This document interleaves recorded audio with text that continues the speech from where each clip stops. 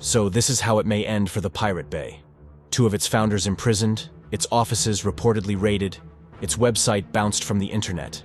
The file-sharing site, which shot into existence in 2003 and at one point commanded 22 million users, has now crashed to a new depth from which it may not emerge. The collapse has taken years.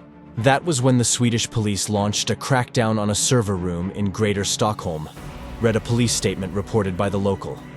This is in connection with violations of copyright law.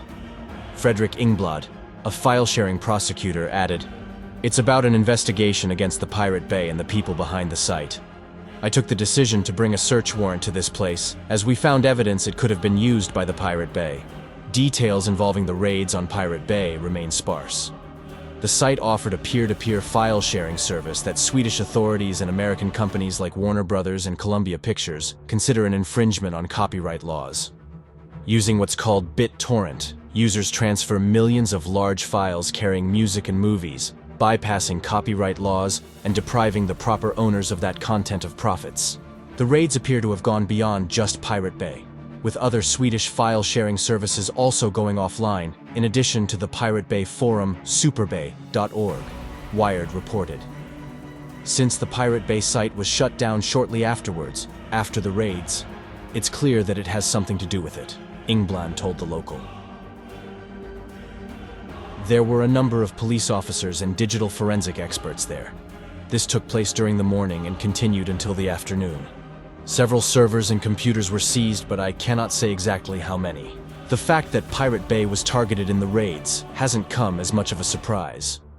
Authorities have long hounded the website, which somehow managed to carry on for years following the 2009 conviction of its founders on grounds of copyright infringement. But what was a surprise was its continued success after the conviction. In 2012, Pirate Bay, which Wired once described as the world's most notorious file-sharing site, began hosting its site on an online cloud. At the time, its operators boasted to Torrent Freak that they were untouchable. Moving to the cloud lets the Pirate Bay move from country to country, crossing borders seamlessly without downtime, the manager said. All the servers don't even have to be hosted with the same provider or even on the same continent. But the site's founders, stuck in the physical realm, have had a more difficult time crossing those same borders, especially since 2009.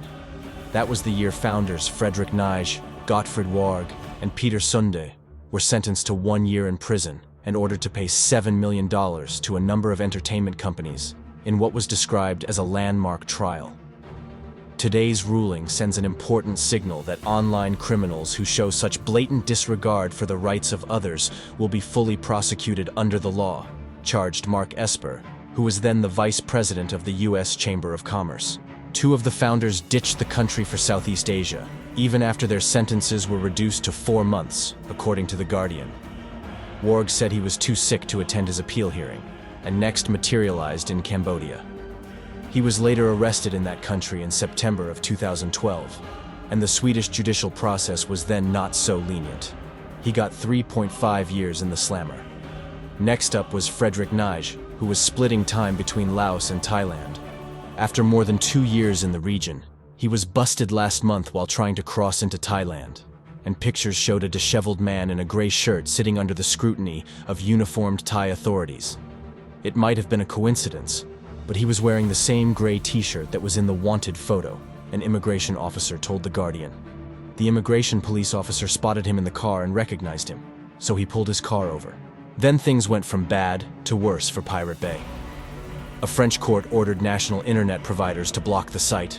Afterward, Google banned several third-party Pirate Bay file-sharing apps, Wired reported, from the Google Play Store. Still, some found reason to think the website will be back. As for the future, it's hard to imagine that this is the Pirate Bay's final act, wrote Gizmodo's Mario Aguilar. Even if it dies in name, torrents and piracy will live on under some other name.